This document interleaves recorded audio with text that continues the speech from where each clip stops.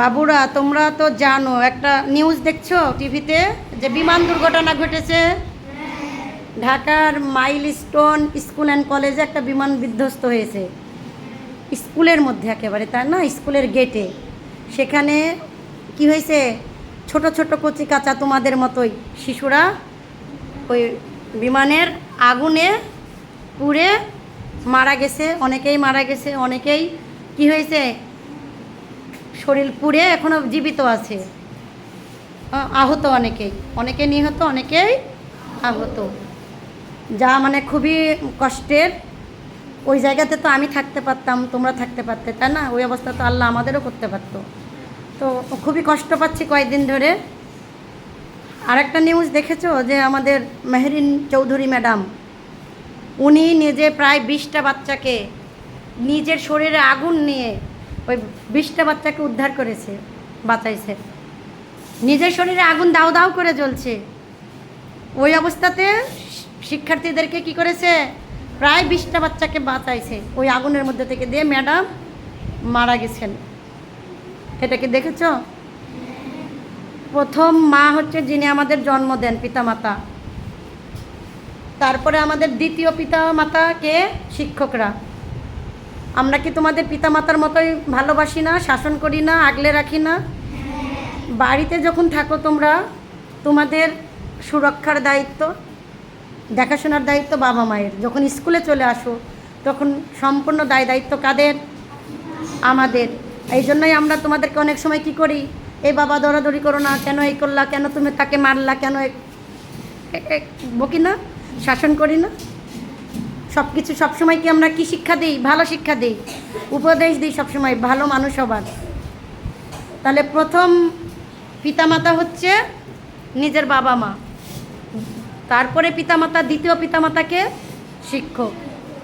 তাহলে চিন্তা করো যে ওই মেহরিন চৌধুরী ম্যাডাম, মায়েরা যে কাজ করে, নিজের মা যে কাজ করে, যে আগুনের মধ্যে ঝাঁপ দিবে সন্তানকে বাঁচানোর জন্য, সাগরে ঝাঁপ দিবে, সেই কাজ কে করেছে? ম্যাডাম করেছে। মায়ের কাজটা কে করেছে? ম্যাডাম। তাহলে তাকে আমাদের কি করা উচিত? তার জন্য, ওই ম্যাডামের জন্য সালাম দেওয়া উচিত। আর কি করা উচিত? দোয়া করা উচিত, তার আত্মার মাগফিরাত কামনায় দোয়া করা উচিত। আল্লাহ যেন আমাদের মেহরিন চৌধুরী ম্যাডামকে সহ আরও যারা আছেন, যারা মারা গেছেন সবাইকে, যারা জীবিত আছেন তাদের যেন তাড়াতাড়ি সুস্থ করে দেন। আর যারা মারা গেছেন তাদেরকে কি হয়, আল্লাহ যেন জান্নাতবাসী করেন। হ্যাঁ, আমরা যেটা চোখে দেখে সহ্য করতে পারছি না, মনে হচ্ছে অনেক কষ্ট হয়েছে, কিন্তু এগুলা যেন আমাদের সব ধারণা যেন ভুল হয়ে যায়।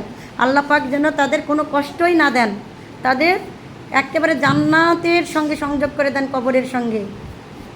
হ্যাঁ, সবাই বলো আমিন।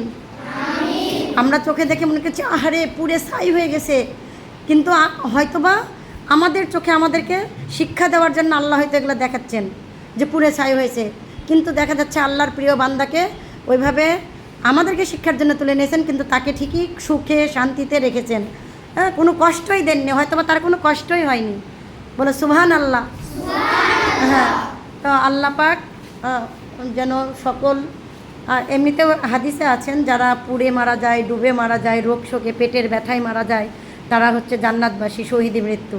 আল্লাহ যেন সবাইকে শহীদি মৃত্যু হিসাবে বরণ করেন। বলো আমিন। আর সবাই আমরা একটু, যে সকল বাচ্চা আছে মেডিকেলে, বার্ন ইউনিটে আছে, আল্লাহ যেন তাদেরকে খুব দ্রুত সুস্থ করে দেন, অথবা মানে যদি খুব বেশি কষ্ট হয়, আল্লাহ যদি মৃত্যু লিখে রাখেন তাদের, দ্রুত তুলে নিক।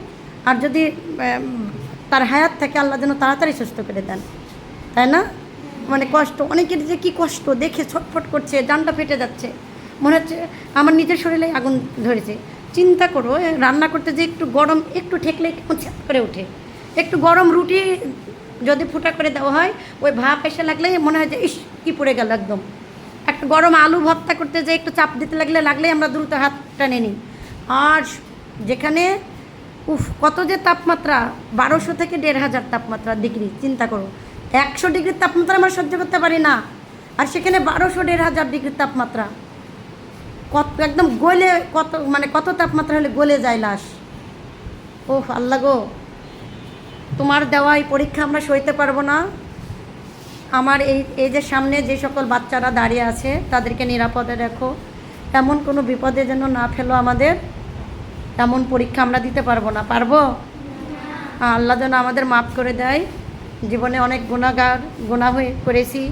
গুনাহগার হয়েছি, সকল গুনাহ যেন আমাদের মাফ করে দেন, আর কোনো বিপদ যেন আমাদেরকে না দেন। এই স্কুলের সকল বাচ্চাদের, সন্তানদের যেন সুরক্ষিত রাখে আল্লাহ পাক। সবাই বলো আমিন। আর এখন আমরা কি করব? সবাই ম্যাডামকে একটা স্যালুট দিব। মাহারিন ম্যাডাম, যিনি মারা গেছেন, নিজের জীবন উৎসর্গ করেছেন সন্তানদের জন্য, ছাত্রছাত্রীদের জন্য। ম্যাডামকে আমরা একটা স্যালুট দেবো। সবাই স্যালুট দাও তো বাবা, সবাই স্যালুট দাও।